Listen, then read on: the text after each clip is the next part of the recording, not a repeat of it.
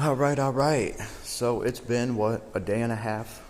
I did say I think that this Echoes of Doom box set was going to probably sell out. That's why I made it a point to try to order mine. Like I was going to wait for midnight when they drop this stuff, and I ended up getting my order in. But like I said, shortly thereafter, it's actually kind of interesting because not only is Echoes of Doom sold out, which I kind of expected, but the collection, the Sylvaneth collection of Echoes of Doom is sold out. And that one's, what, $130 more.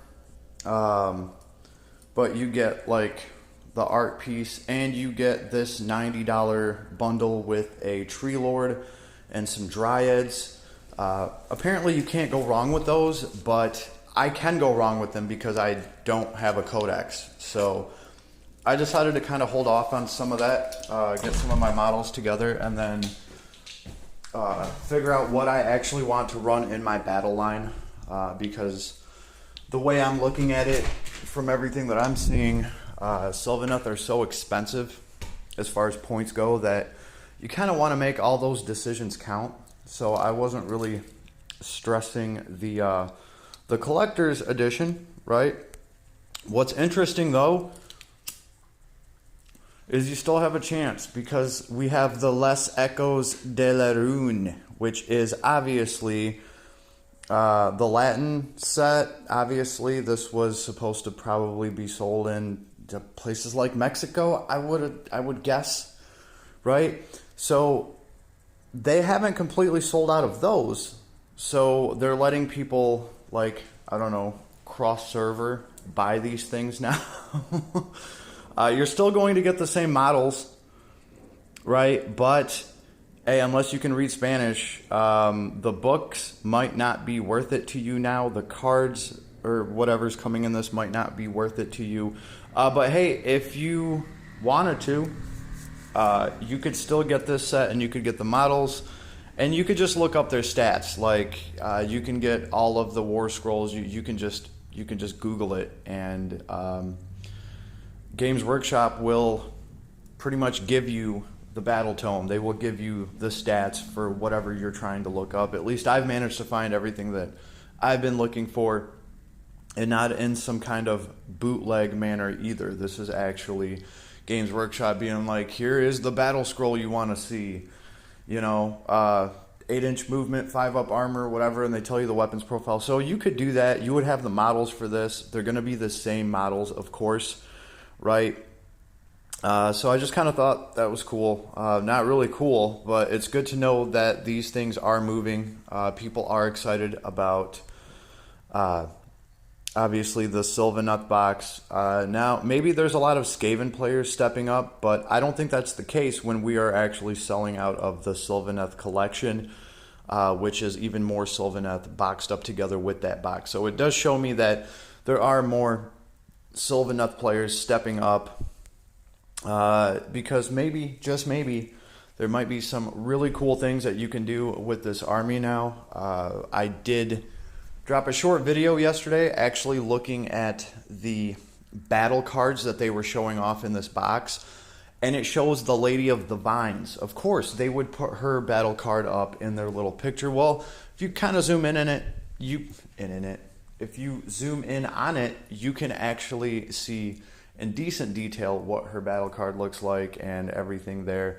So they're giving us an idea of how strong she is, and one of the abilities I did barely manage to read right at the very end is I think it's she's going to be able to cast something that's going to give everybody within 12 inches of her a 5-up ward, which is absolutely awesome for this entire army.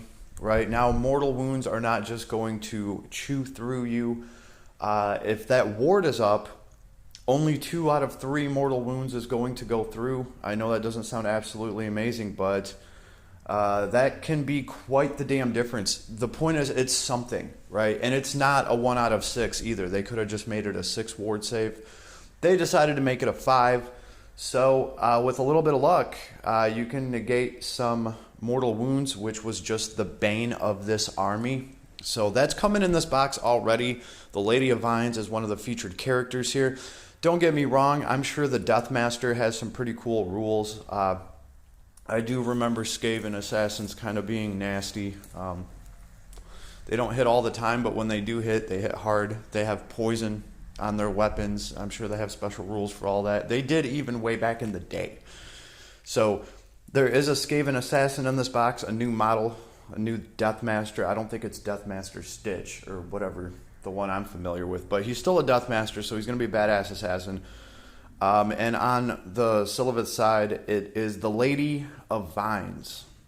And they're going to be red vines, as far as my model is concerned, because, I don't know, that's the way I want to paint them. But she looks cool, and of course, that rule for her, just the fact that she can do something like that, I think for a lot of players, they're going to see that and be like, whoa, a ward for this army, finally, we've been waiting for it, this is a way to do it. So I think that's cool, and no surprise that this is selling out. So if you want one, there's still a chance. There's still a chance, yo. You can get the Taco Bell edition over here, and you can just translate some stuff, right? It's still up. I wouldn't be surprised if this one sold out either. So just, you know, throwing the word out there in case anybody was interested. You still have a chance. And why not talk about the bad with the good, right? Because right above this is this Wildwood of Garen. This set of these pretty little trees for $162. So the Civilith, these wood elves, they summon trees. From my understanding in Age of Sigmar, half of the armies have some summonable terrain. And of course the wood elves are going to have these trees. They can summon these things, and then they can use them to teleport. They can also get bonuses to casting and bonuses to things while they are within a set range of these woods. It is very useful for this army. Unfortunately, it's not like you can choose to, well, I'm just going to play without the damn trees. Well, then you're not going to be a very good wood elf, are you? So, unfortunately, Games Workshop decided to start making these, and if you want them, they're not cheap, right? I've seen they sell them for $60 as well. I'm guessing this whole $162 set is just more of them that you're getting. But yeah, you could always make your own proxy. I highly doubt they're going to let you do that in some kind of tournament at a Games Workshop or something, but man, you can make your own little proxy of little trees. I don't care if you use bottle caps. If you don't want to pay $162, you know, you can just make something around the same size, right? I'm sure there's plenty of genius ways to get around this, but it's not just this. It's not just the wood elves. The dwarves have a terrain piece as well. They get some kind of little forge. I believe like the Khorne army, the Chaos one, they have some kind of like a blood altar or something crazy. So I guess that is one of the hidden fees for, you know, this army, and everybody should keep that in mind. If you do pick an army that uses some kind of summonable terrain, get ready to either proxy that shit, or, you know, if you want to buy some of them. I heard some players say that that they have like 9 of these trees, and they've actually ran out of them while playing, and that kind of scared the shit out of me. Like, damn, am I really going to need 9 of these things? But like I said, there's ways around that. You can just make your own. I'll get creative. Yeah, anybody have any good alternatives, please leave me a comment. Let me know what you're using, because I might just have to do that my damn self. Anyway, best of luck to everybody trying to score Age of Sigmar army. Maybe you're waiting for the next box set. Let me know. Later, everybody.